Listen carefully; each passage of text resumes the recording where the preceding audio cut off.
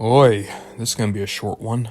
Welcome back to the Many Toys Of, the show in which we go over the action figure history of various Transformers characters. And this time around, it's time to talk about the greatest sharpshooter in the galaxy, if not the universe, Moonracer. Before we begin, a big thank you to Karma the Toaster, and an especially big thank you to Chaffee.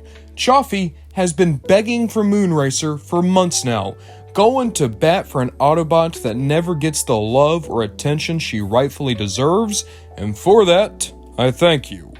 Moonracer is always going to have a special place in my heart, just like Chromia, Nova Star, and their boss Alita 1. I love their debut episode, but more importantly, I love what the female Autobots meant for the universe of Transformers.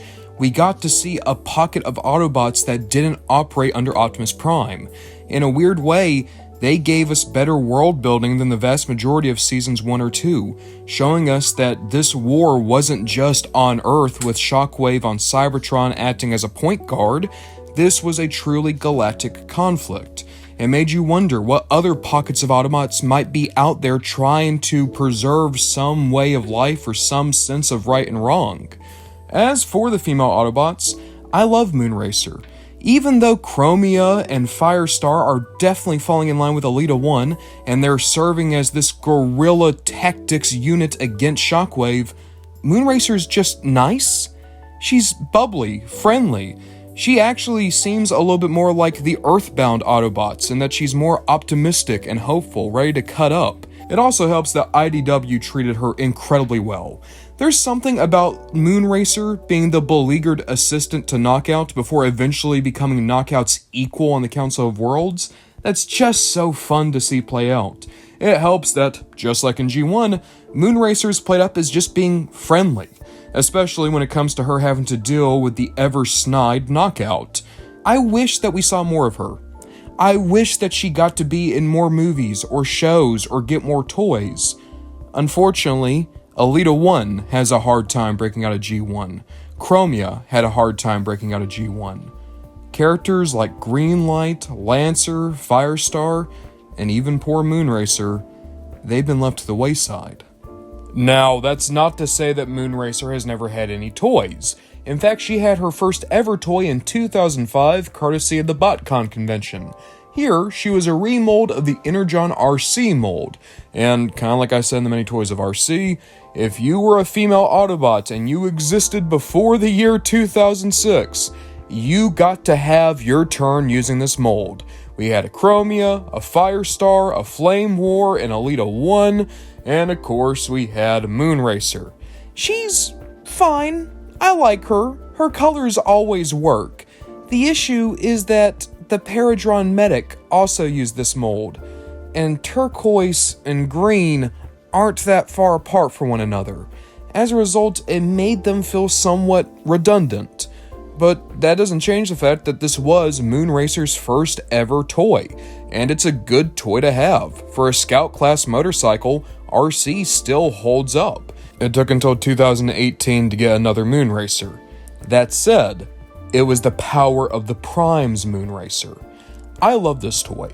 I know this mold is infamous now, and I agree, it was overused. I hate that we had a good 2 years there where every woman Transformer had to have this mold, or a mold that looked very similar to it.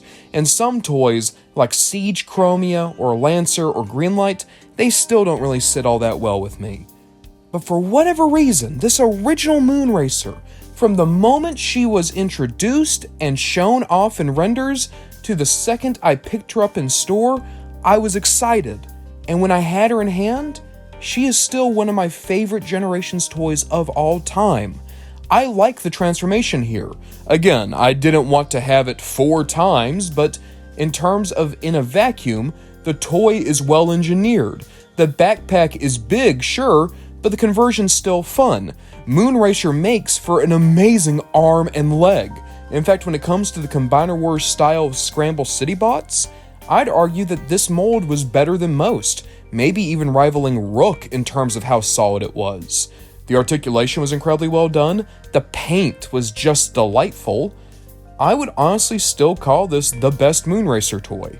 Granted, we've only had 2, But even if there had been more, this figure hits all the notes I want. The joints feel nice and tight, the paint is to die for, the colors are always going to pop on a shelf, the accessory was incredibly well sculpted. This is a good Moonracer.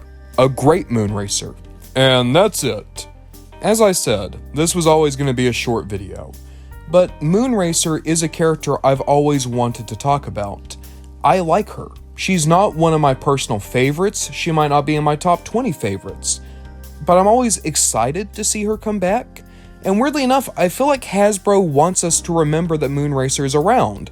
She was in Transformers 1, she was in the Bumblebee Run app game, she shows up in things like Galactic Trials. Moonracer, for whatever reason, is given more attention than a lot of Season 2 Autobots, especially nowadays. And yet, despite having that much of a spotlight in fiction, she hardly ever gets any proper merchandise or toys. Again, that's just an issue with the female Autobots in general. Alita 1 and Chromia have to claw for every figure they get, and unfortunately that means that Moonracer gets left behind. But I don't think that should have to be the case. Moonracer is in her own right a great character, a good design, and brings something unique to Transformers. Most of the time, the bubbly Autobots aren't particularly good in a fight. I'm looking at characters like Bumblebee or Nautica. Great characters, friendly characters, but part of their deal is that they're just not meant to be fighters. And then Moonracer is just as friendly, if not friendlier, and yet she's also a stone-cold badass and a sniper, and is able to hang with the greatest guerrilla unit that the Autobots have to offer. There's such a dichotomy there that's rich for exploration. Imagine a talented writer being able to sink their teeth into Moonracer, go into the psychology of someone who is so earnest and genuinely nice, also having it in her to be such a ruthless killer. And yet it's been untapped. Moonracer in some ways is like this great well of untapped resource. At any moment, a writer could come along and do some great stuff with Moonracer. But until that happens, it's always just going to be a matter of what if. I want to thank Chaffee once again. Thank you for giving me a reason to talk about Moonracer. And just so everybody knows, the reason why Moonracer is going up today on Sunday, it's because on Friday, I think it's time we finally talk about the greatest flyer the Autobots have to offer. It's time to go away with Power Glide. And until then, I want you guys to know, I'm on Patreon! If you would like to support me or the show, for $1, you'd get access to Moonbase 1, my Discord server. For $5, you could watch videos early and download videos directly from me. And finally, for $10, you will become a producer. You will show up in every video I make from now on, and can make direct Patreon requests to me. I want to thank everyone so much for watching. I cannot wait to continue talking about Season 2 mini-bots with Power Glide next week. But until then, I guess we're just going to have to see what we get up to next time.